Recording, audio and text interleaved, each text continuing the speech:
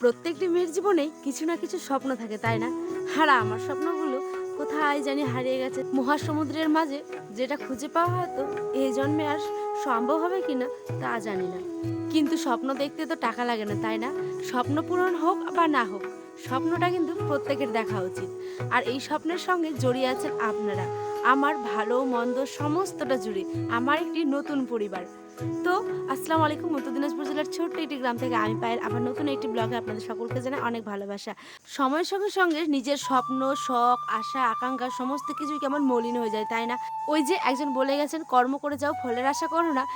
তো পুরো ব্লগটা দেখার অনুরোধ রইল। আশা করি ভালো লাগবে। আর ভালো লাগলে আমার পরিবারের সদস্যর জন্য আপনার কাছে বিনীত অনুরোধ রইল। সকালবেলা থেকে ব্লগটা কন্টিনিউ করতে পারিনি, এখন ব্লগটা শুরু করছি। এখন বাজে হচ্ছে গিয়ে 12টার মতো।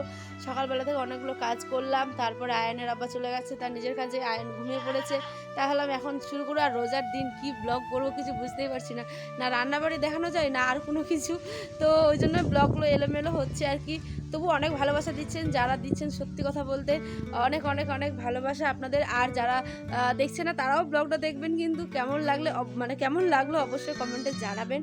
আর কেন ব্লগগুলো কি ভালো লাগছে না না ভালো লাগলে সেটাও কমেন্ট করবেন। তো চলুন কি করি না করি পুরোটাই শেয়ার করবো, আশা করি ভালো লাগবে। আজ হচ্ছে গিয়ে সোমবার। তো আমাদের এই যে বাড়ির এতগুলো আম গাছ, আর আম গাছের সমস্ত মুকুলগুলো পড়ে ঢিপ লেগেছে, তাই একবার ভালো মতো করে ঝাড় দিয়ে নিলাম। আর কালু লালু যেখানে থাকে তাদের জায়গাটাও তো পরিষ্কার করে রাখা উচিত, তাই না? তো এই যে ঝাড়ঝাঁটা দিয়ে দিলাম। আর তার সাথে সাথেই কিন্তু হাজার একটা কাজ। এখানটা যতবারই ঝাড় দেওয়া হোক না কেন, আমের মুকুলগুলো ঝরে ঝরে বারবারই নোংরা হয়ে যায়। তারপরে এই যে আমি কয়েকটা কাপড় কেটেছিলাম, সেগুলো আর দেখানো হয়নি, কারণ অনেক অনেক বড় ভিডিওটা অলরেডি হয়ে গেছে, তাই না? তো এই যে শুকিয়ে গেছে, আর এইগুলো দিনে তো প্রচণ্ড হাওয়া দেয়, আর কাপড়ও কিন্তু খুব তাড়াতাড়ি শুকিয়ে যায়। সেই কারণে পড়ে যাচ্ছিলো বলে কোনোটাতে কোনো ক্লিপও আটকে দিয়েছি। তো শুকিয়ে যাওয়ার সঙ্গে সঙ্গে কাপড়গুলো তুলে নেওয়া উচিত, কারণ কালারটাও আবার ডিসকালার হয়ে যায়, তাই না? আজকে হচ্ছে গিয়ে চৈত্রের ৩, তাতেই মনে হচ্ছে যে কি বলবো, কালবৈশাখী ঝড় যেরকম ওঠে ঠিক সেরকম উঠে গেছে। প্রচণ্ড এই যে এক মানে এখানে এতগুলো কাপড়, এগুলো কাল থেকে কালকে শুকিয়ে গেছিলো। এই যে ক্যাথাটা, তারপরে ব্ল্যাঙ্কেটটা দেখলেন, ওটা আজকেও দিয়েছিলাম রোদ্রে, যেহেতু কালকে শুকায়নি ঠিক মতো করে, বৃষ্টি বৃষ্টি আসছিলো। আর আজকের এই যে অবস্থাটা একবার দেখায় দাঁড়ান, আমের মুকুলগুলো থেকে শুরু করে সমস্ত কিছু। আর এদিকে মনে হচ্ছে সব ভেঙে পড়বে। আর এই যে এত পরিমাণে বাতাস, আর এই যে কালো লালুদের আরামের জায়গা, বেশ ছায়ার মধ্যে আরাম খাচ্ছে। ওই ওই কি, এই যে মনে হচ্ছে সমস্ত কিছু ভেঙে পড়বে, একদম টিন টিন সমস্ত কিছু। বাপরে বাপ, সাইকেলটাও দাঁড়িয়ে আছে, সাইকেলটা আবার পড়ছে না এত বাতাসের মধ্যেও। তবে চলুন এবার ঘরে আসি। ঘরে গিয়েও দেখি অনেক কাজ। আয়ন সোনা তো ঘুমিয়ে গেছিলো দুপুরবেলা থেকে, যেহেতু ব্লগটা শুরু করেছি সকাল থেকে। কিছু রান্না করেছিলাম, আয়নকে খাইয়ে দিয়েছি, ওর আব্বাও বেরিয়ে গেছে।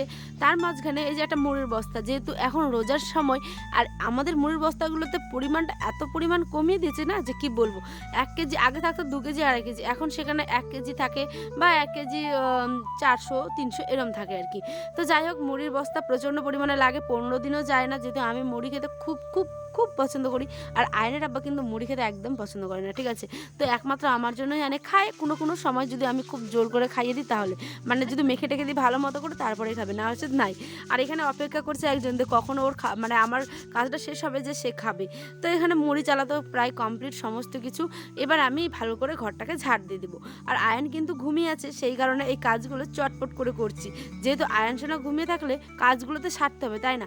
আর যেহেতু ঘরটাকে মুছবো, সেই কারণে আয়ন হাঁটাহাঁটি করলে তো পড়ে যেতে পারে। তাই এই যে এত ধুলো, আর আমাদের উঠানে যেহেতু প্রচণ্ড ধুলো, তাই বাইরেটা আমাদের বেশিরভাগ ধুলোই থাকে।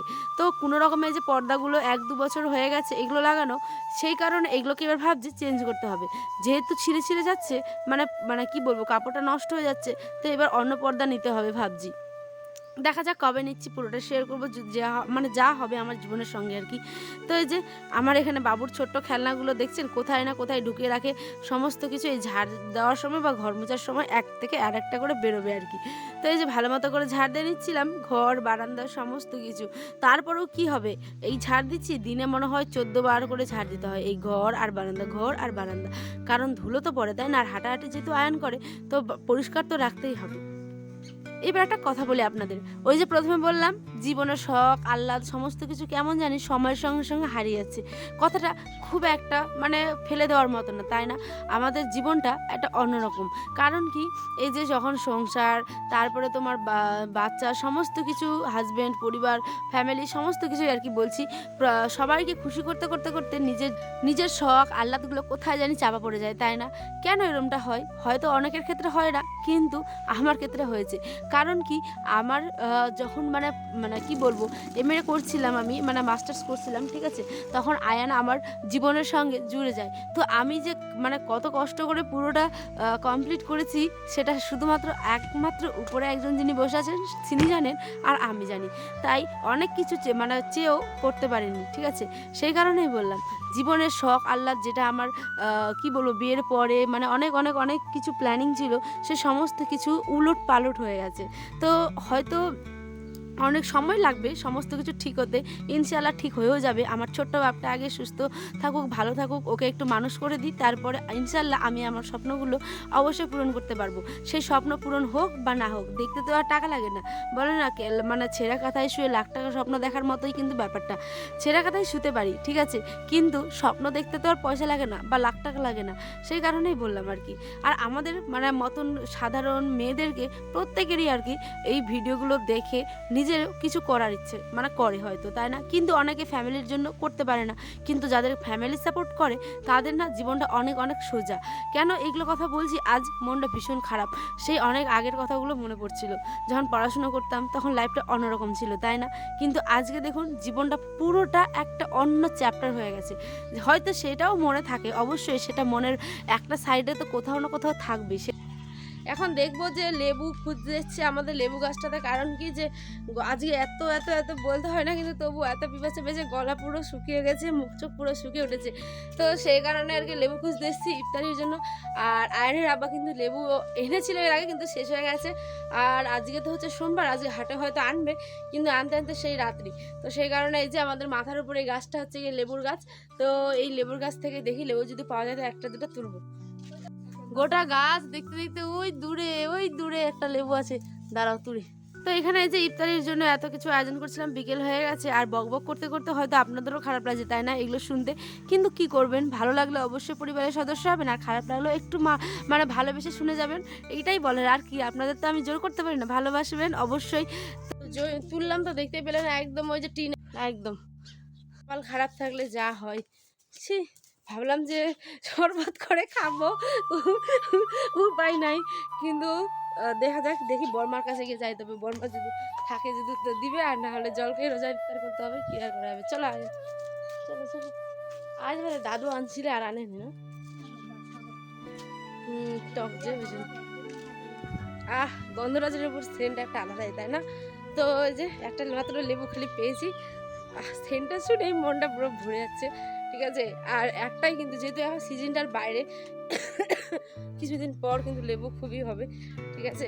তো ওই জন্য তো যাই হোক, জীবনের সমস্ত কিছু ইম্পর্টেন্ট, সংসার ধর্মও ইম্পর্টেন্ট, পড়াশোনার লাইফটা যেমন ইম্পর্টেন্ট, আবার নিজের আগামী ভবিষ্যতের যে স্বপ্নগুলো মানে সমস্ত কিছু ইম্পর্টেন্ট, তাই না? তো যাই হোক, এখানটায় আমি যে ইফতারের জন্য আয়োজন করছিলাম, লেবু যেহেতু অনেক কষ্ট করে খুঁজে পেয়েছি, পুরোটা দেখলেন হয়তো যারা দেখেছেন। আর এখানটায় কিন্তু তিনটা জাস্ট ফালি হয়েছে। তো এইগুলোকে এখন ভালো করে চিপে দিব রসটাকে, আর জলটা কিন্তু ফ্রিজে এখন রেখে দেবো, ঠিক আছে। তো আমার রোজার মুখে অনেক হয়তো কিছু বললাম, কেমন লাগলো ব্লগটা অবশ্যই কমেন্টে জানাবেন, ঠিক আছে। তারই মধ্যে দেখি যে আমাদের এখানে বিক্রি করতে এসছে হচ্ছে কি কুশিয়ালের মানে আখের যেটা রস আর কি, তো আমরা গ্রামের ভাষায় ওটাকে কুশিয়াল বলি। তো কুশিয়ালের যেহেতু অনেক গলা শুকিয়ে গেছিলো কালকে, তো সেই কারণে ভাবলাম চলো 20 টাকা নিয়ে নিই, মাও খাবে আমিও খাবো। তো এই জন্য এখানটায় যে 2 গ্লাস নিয়ে নিলাম, আর মা কিন্তু আবার পরে নিতে গেছিলো, তো মাও আবার 1 গ্লাস নিয়েছে, মানে 3 গ্লাসের মতো নিয়েছিলাম। আর অনেকটা মানে শরবতও ভিজিয়েছি, আমি জানতাম না যে এই কাকু আবার আসবে, তাহলে শরবতটা ভিজাতাম না। যাই হোক, এই যে ইফতারির সমস্ত কিছু আয়োজন করে নিয়েছি। আর এখানে আছে যে শরবত, আখের রস, তারপরে ঘুগনি, শসা, জিলেপি, কাঁচা লঙ্কা, লবণ, সমস্ত কিছু। আর এখানে আমি কিন্তু ইফতারি করার পরে সঙ্গে সঙ্গে ভাত বসিয়ে দিয়েছিলাম আমাদের রাতের জন্য। এখানে ভাত হচ্ছে, এখানে টমেটো আর বিনস, মানে এটা বরবটি কিন্তু না, ঠিক আছে, বিনস আলু দিয়ে ডিমের ঝোল করব। তো আজ এই পর্যন্ত, দেখাবে অন্য একটি ব্লগে। সকালে ভালো থাকবেন, সুস্থ থাকবেন, আর সকলকে জানাই অনেক অনেক অনেক ভালোবাসা। তো আজ এই পর্যন্ত, দেখাবে অন্য একটি ব্লগে। আর ব্লগটি কেমন লাগলো অবশ্যই কিন্তু কমেন্টে জানাবেন, ঠিক আছে। আর কার কার অনেক ইচ্ছে এরম মানে ভিডিও করার বা করতে চান অথচ পারছেন না, অবশ্যই কিন্তু কমেন্টে জানাতে ভুলবেন না। এই যে এখানে একটা ভাজা মশলা ছিল, জিরে আর কি ভেজে দিয়ে দিলাম যাতে অনেক টেস্ট হয় ঝোলটা। তো আয়নার আব্বা খেয়ে তো আলহামদুলিল্লাহ অনেক ভালো হয়েছিল আর অনেক নামও করেছে। আজ এই পর্যন্ত দেখা হবে ব্লগে। আল্লাহ হাফেজ।